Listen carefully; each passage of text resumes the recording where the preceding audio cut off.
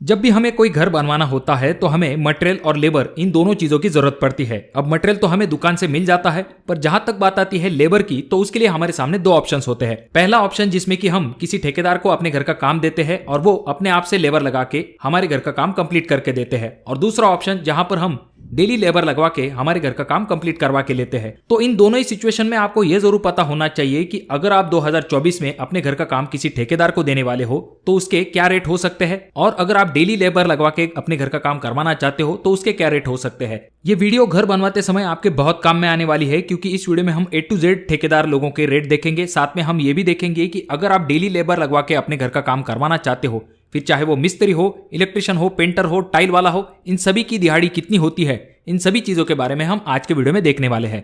तो इसलिए वीडियो को पूरा जरूर देखें। चैनल पे अगर आप लोग नए आए हो तो चैनल को जरूर सब्सक्राइब कर दीजिए। तो सबसे पहले हम ये जानते हैं कि आपके घर का ब्रिक वर्क हो, प्लास्टरिंग वर्क और सेंटरिंग वर्क के लिए ठेकेदार आपसे कितने रुपए चार्ज ले सकते हैं 2024 में। तो इन तीनों कामों को करने के लिए ठेकेदार आपसे 230 रुपए पर स्क्वायर फीट से लेके 240 रुपए पर स्क्वायर फीट तक चार्ज ले सकते हैं। यानी कि अगर आपके घर का एरिया 1000 स्क्वायर फीट है, मल्टीप्लाई 230 का ठेकेदार का रेट इज इक्वल टू आ जाता है 2,30,000 रुपए। यानी कि अगर आपका घर 1000 स्क्वायर फीट है तो उसके लिए आपको 2,30,000 से लेके 2,40,000 रुपए तक ठेकेदार चार्ज ले सकते हैं।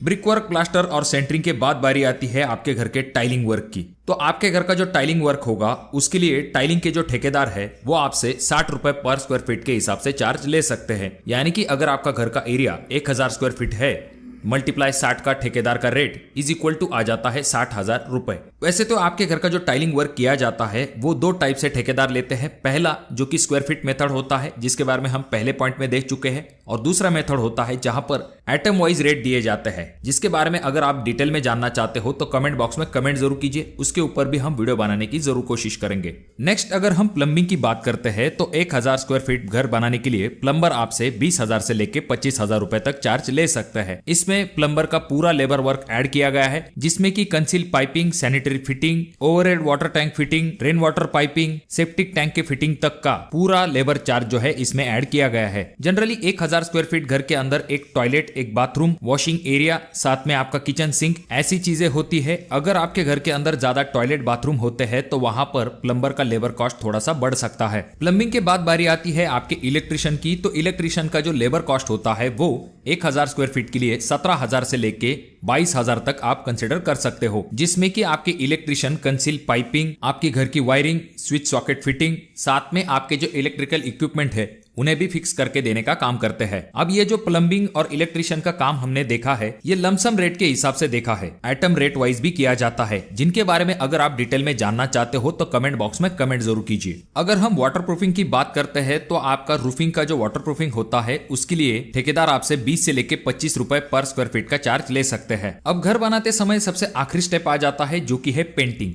अब पेंटिंग का जो कॉस्ट होता है वो इस चीज पे डिपेंड करता है कि आप कौन से टाइप का पेंट इस्तेमाल करने वाले हो, कितने कोट आपके दीवार के ऊपर आने वाले हैं, ऐसी चीजों के ऊपर पेंटिंग का जो लेबर कॉस्ट है वो डिपेंड करता है। पर अप्रोक्सीमेटली अगर हम देखते हैं, अगर आप अच्छे क्वालिटी का कलर अपने घर को करवाते हो तो आपको लगभग पेंटर का जो कॉस्ट है वो 1000 स्क्वायर फीट घर बनाते समय 45,000 से लेके 50,000 रुपए तक आ सकता है। अगर हम ओवरऑल देखते हैं तो इन सभी कॉस्ट को अगर हम जोड़ लेते हैं तो लेबर कॉस्ट में आपको घर बनाते समय लगभग 30% खर्च हो जाता है। तो अगर आपका घर 1000 स्क्वायर फीट है तो आपके सभी लेबरिंग कॉस्ट को अगर हम जोड़ लेते हैं तो आपको लगभग 4 लाख से लेके 5 लाख रुपए तक खर्च आ सकता है। अब ये तो हो गया कि अगर आप स्क्वायर फीट के हिसाब से या फिर लमसम रेट के हिसाब से किसी ठेकेदार को काम देते हो तो आपको कितना खर्च आ सकता है। अब हम ये जानते हैं कि अगर आप डेली लेबर लगवा के अपने घर का काम करवाते हो तो जो मिस्त्री होंगे और लेबर होंगे वो आपसे कितना रुपए चार्ज लेंगे। तो सबसे पहले अगर हम ईंटों का काम करने वाले मिस्त्री के रेट के बारे में बात करते हैं तो उनकी एक दिन की दिहाड़ी होती है 800 रुपए से लेके 900 रुपए तक। वहीं पर अगर प्लास्टर वाला मिस्त्री है तो वो आपसे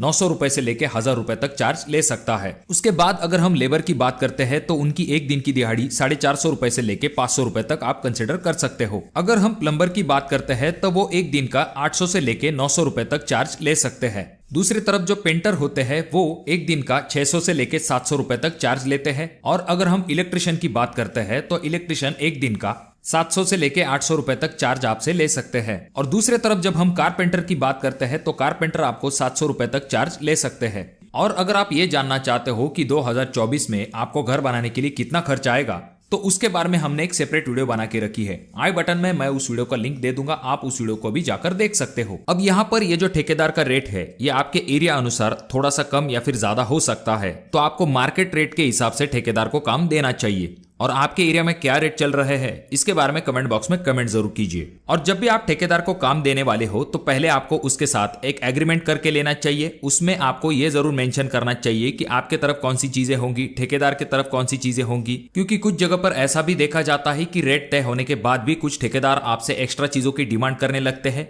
जो खर्च आपने पहले से कंसिडर नहीं किया होता है। तो इसी वजह से एग्रीमेंट में ऐसी चीजों के बारे में मेंशन होना चाहिए।